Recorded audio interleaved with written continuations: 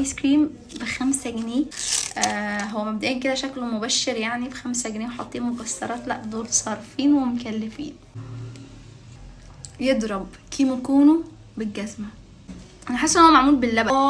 طير. المفروض ان ده اسمه بيك شيبسي، يعني احنا هنقطع الشيبسي فالمنتج شبهه بيك شيبسي، سهل في الاسم يعني. نجربه.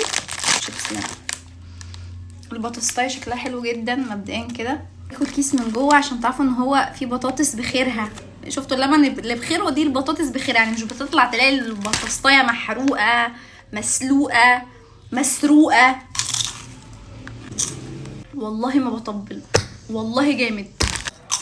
بصراحه انا مش مقتنعه بيه خالص. دي ب5 جنيه، فانا حاسه ان انا هشرب يا اما دواء عشان ابقى صريحه معاك، يا اما هشرب يعني حاجه بايظه. ب5 جنيه